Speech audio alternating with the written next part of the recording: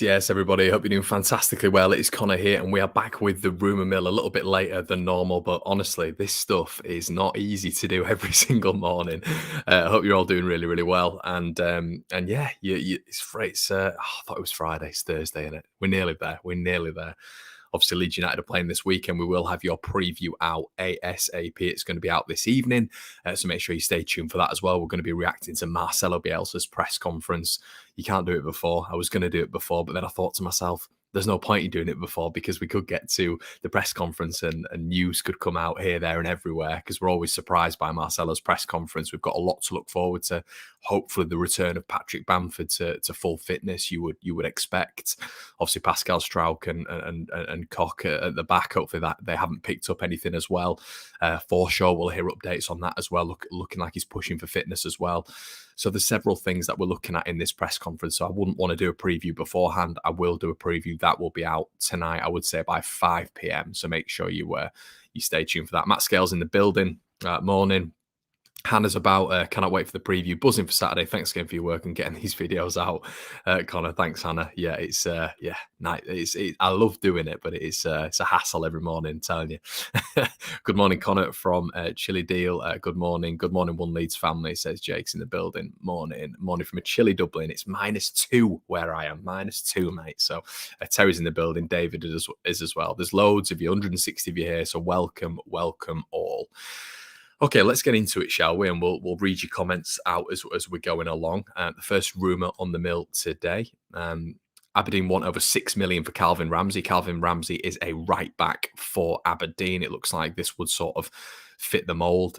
He's versatile, can play right wing as well. And I think it's very important now to never underestimate the youth recruitment with exactly what we've had to do and we've had to endure this year. And the fact we're on 22 points is nothing short of remarkable with the amount of squad rotation we've had to have because of COVID, because of injuries, more than often, to be quite honest with you.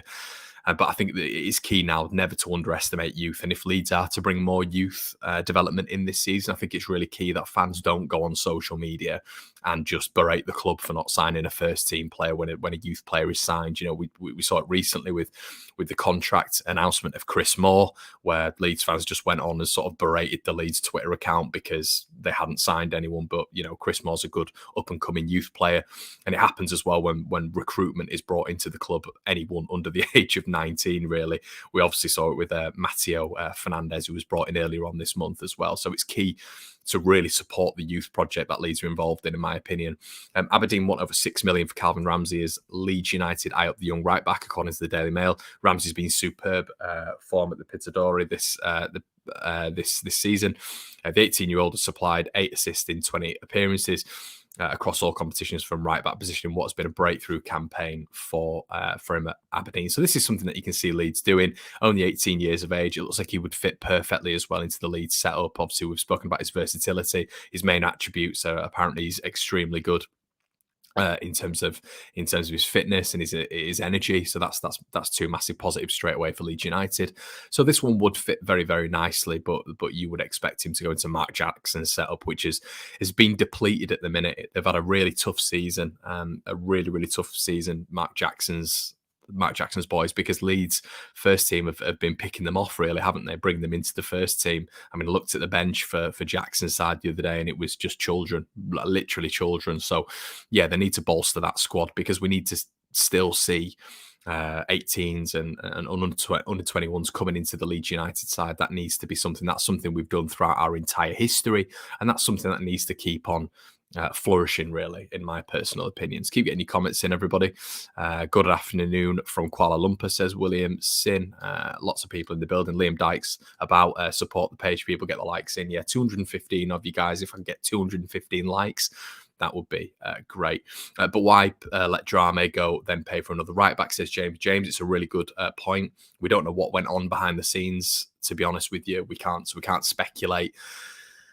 So we'll have to wait and see with that one. And you know, if Drame is to leave Leeds United permanently, then that's the club's decision. That's Drame's decision. You know, maybe he wants regular first team football. You look at Ramsay. Ramsay's going to come in and be part of that 2-year project where within 2 years, Leeds United are looking to bring these youth projects into the first team. You look at Joe Gelhardt, Charlie Cresswell when he's got his professional contract, etc. So there's a 2-year plan that's sold to these players, and maybe Cody Drame is just fancies first team football now, and I don't hound him out for that. So Calvin Ramsay coming in is younger, and he would be part of that setup for 2 years. You would expect he might be accelerated as well, dependent on injuries.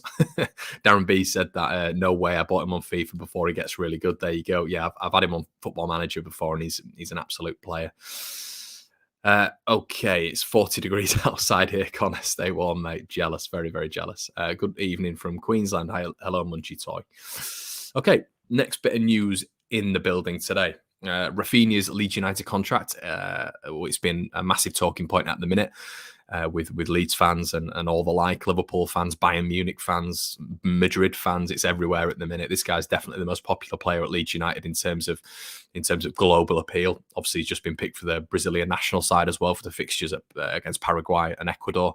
But Raphinha's Leeds United contract expires in 2024. And while Marcelo Bielsa admits the world's best clubs are watching him, there is progress on a new contract for the Brazilian, which is key because, you know, if Leeds aren't, we've spoken about this on the Rumour Mill before, but if Leeds aren't to keep hold of Raphinha, which I think is going to be a tall order, to be quite honest with you, and I think this is why this summer is going to be so huge for Leeds, if we aren't able to keep hold of him, a contract essentially signifies that Leeds are going to get a very, very good value for Raphinha at the minute. And currently, as his contract stands, Bayern Munich's offer or their rumoured offer of 42 million, you would probably get a lot of clubs testing that margin, to be quite honest with you, with his contract running out in 2024. So what it does is it protects Leeds. It protects Leeds' big asset, which is Raphinha, the biggest asset at the club. So him signing a new contract is sort of, it's, if anything, it's not detrimental to Raphinha, but what it does is, I've said this before, it does alienate a fair few clubs from being able to go in for his signature. But you would then sort of lead on to, you know, hypothetically expect that the clubs, if they're offering a lower value for him, might not be able to meet his wage demands as well. So, you know, if Leeds are signing him down to a long-term contract, only the top of the tree are going to be coming in for him in either the summer or hopefully next year or whatever, however long we can keep hold of him for. So yeah, it protects Leeds' assets, major assets. You know, when they do it with Calvin Phillips, when they do it with Raphinha, it means essentially that Leeds are going to be able to get a massive transfer value for this guy. If he's signing a new contract, you're looking at 65 million and upwards for me. So yeah, that's key to note. Leeds Live understands contract talks between the 25-year-old agent Deco and director of football Victor Orta have been ongoing for several weeks. There is confidence on all sides a deal which reflects Raphinha's Premier League and international status can be reached in the near future. And obviously, a club coming in would need to better Raphinha's wage packet to get him on side, really, which is going to be key because Raphinha is only going to move upwards, isn't he? Darren B said we need to put a £200 million release clause in the contract. If Neymar can go for that, Raphinha can. Yeah, it'll be interesting to see if there's going to be a release clause or sort of some sort of clause, sort of as in a sell-on clause, which is normally included in every football deal nowadays, 10%, 15%. I know Brentford put 15% on every single player they sell, which is really, really smart. So you would hope that Leeds could do that. I know we didn't have a massive one on Chris Wood, obviously, us selling him to Burnley, then Newcastle. But in the market of football, agents nowadays and football clubs, sell-on clauses are pretty much mandatory. They're the foundation of any transfer deal. So now we're in the new wave of Victor Orta. You would hope that that's going to come to fruition in his contract. So let's say if PSG did come in for Raphinha or whatever, Leeds would get a hefty chunk. 80 minimum, 60 million for Raphinha. Connor, wow. Yeah, I presume that's going to be the minimum. Assuming we bring Aaronson in, what would be our next move after that, Connor? I would probably look to bring another youngster in central midfield. That's what I'd look to do. I still think the midfield needs bolstering. A youngster who's going to be able to progress in the near future as well. A long-term plan. Or if I'm to be completely picky, it would be another keeper.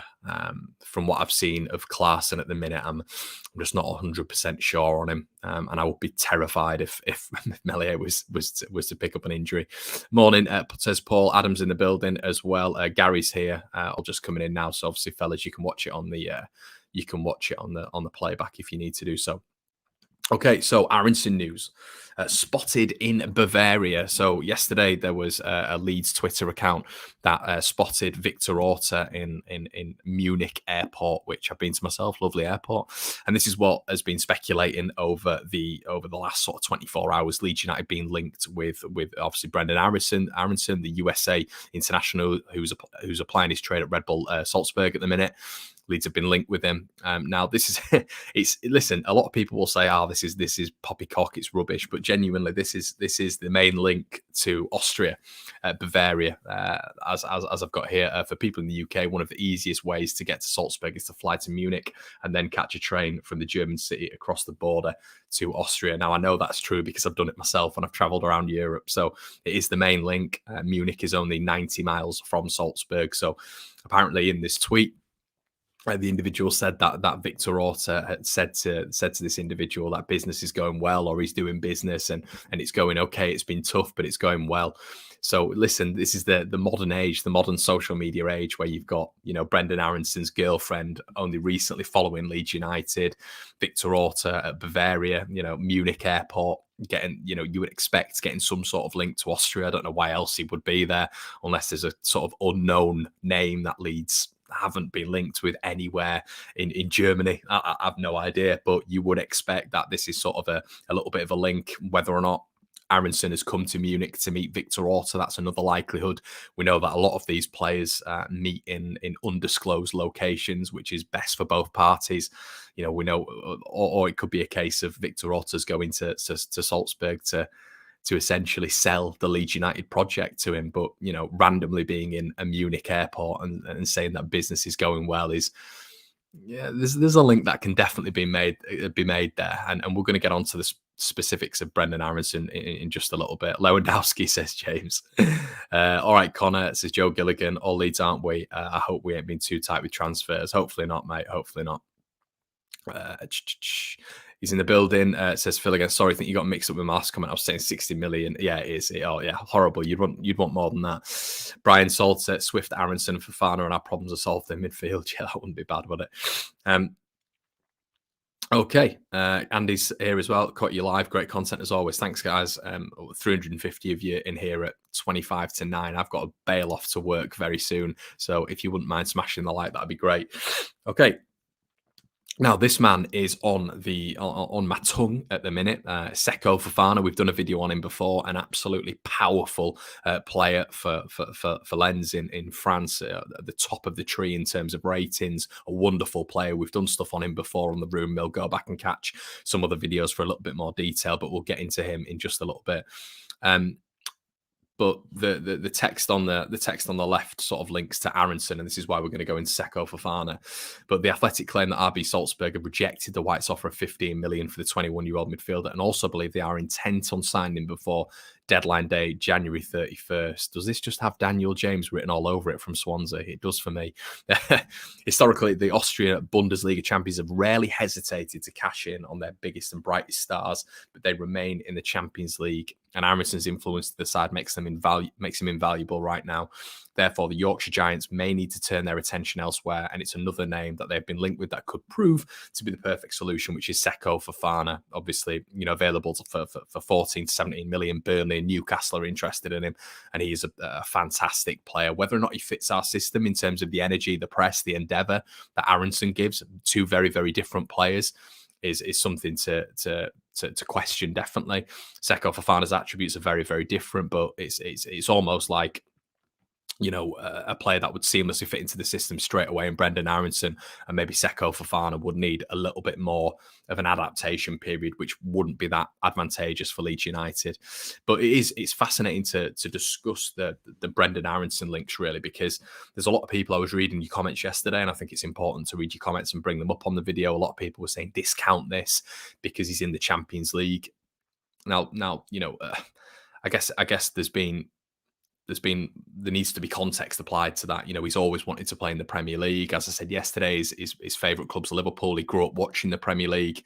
His favourite club's Liverpool. His favourite player is Steven Gerrard. And a lot of people might think that's speculative. That's a little bit of a loose thing to hang on, but it is a big thing. It's a huge thing. I would argue Leeds are able to increase his wages as well. I know a lot of you will see Red Bull and all this sort of stuff, but Red Bull are smart. He's only 21 years of age. He's only recently joined from Philadelphia Uni, and his wages aren't going to be through the roof, especially with a market value of around about 10 million. So I think that's definitely key to sort of look on with Brendan Aaronson. I think there are a lot of things that would attract him. You look at the RB project as well. You look at someone like Erling Haaland. They were ready to sell Erling Haaland, even though Erling Haaland was absolutely massive in the Red Bull campaign in terms of a flagship. They got so much more global notoriety from Erling Haaland and what he was doing. Patson Daka, a recent one who was sold to Leicester City.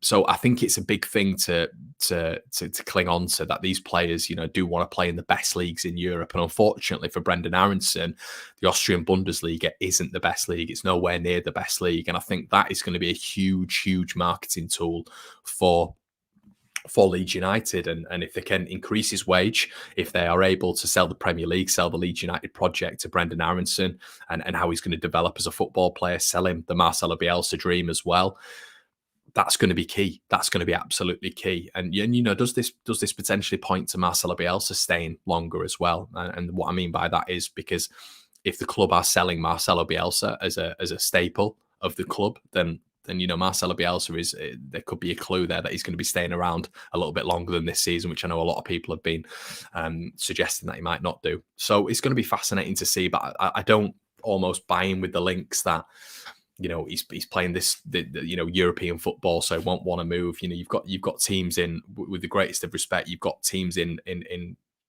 any sort of Eastern European country, with the greatest of respect, playing Champions League qualifying games and Europa League football. That it doesn't really mean anything when you compete with the Premier League and you sell a player the project that is the best league in the world. I think that levels up from what sort of Champions League qualification, Europa League football in these sort of smaller countries are. So it'll be interesting to see what happens. Really, it definitely will. But I, in my opinion, this one will get done. I think this one will get done. Now, the only thing that's sticking out in my head is if they dig their heels in, because Aaronson is a big, big part of what they're doing at the minute. The assists and goals and just general pressing aspects of Aaronson's play is something that is the reason that RB Salzburg brought him in. If they are able to dig their heels in and say to Leeds, look, we will do it in the summer, come back in the summer and we will agree a fee.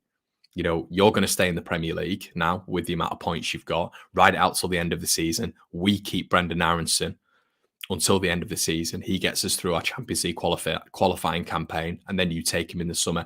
That is definitely a viable option. That's definitely something that maybe RB Salzburg and Victor Orta, if they are in discussions, have spoken about. Would I prefer to bring him in now? Of course you would, because you want a player in right now, and I'm sure that's what Leeds are pushing for. But if they're not able to get him now, it's extremely, extremely viable that Leeds will get him in the summer or have sort of a pre-contractual agreement as well as a pre-transfer agreement with Salzburg for him. That's a very, very likely sort of eventuality, but I think it would be risky. I think it would be risky going into this second half of the campaign and once again relying on a very, very light midfield and sort of not casting the net and bringing yourself in another midfielder. A lot of people as well saying that, if he's able to sell Jake said if he's able to sell the dream to Raphinha, he can sell it to Aaronson. It's a really good point. I mean, Raphinha was playing at Rennes. They had Champions League football. They were fourth in the French League, and the French League is better than the Austrian League. So I don't really understand that Champions League stuff, to be quite honest with you, because I think it's a bit of a loose argument. It's going to be whether or not Leeds are able to pay the money or whether or not they dig their heels in. But we know the Red Bull network are a selling network as well, because they're a business. They are a business, and that's how it works. That's how you balance the books. So we're going to leave it at there, guys, because I have work. So I hope you've enjoyed this. There's 400 of you about. So if you have just joined, go back and check it out on the playback. I've really enjoyed doing this morning. Please like the video. Make sure you subscribed for content every single day. We will have a Newcastle preview out tonight at around about 5 o'clock. Make sure you have a great day, as I always say. Keep happy, keep smiling, and as always, guys, I will see you in a bit. Cheers.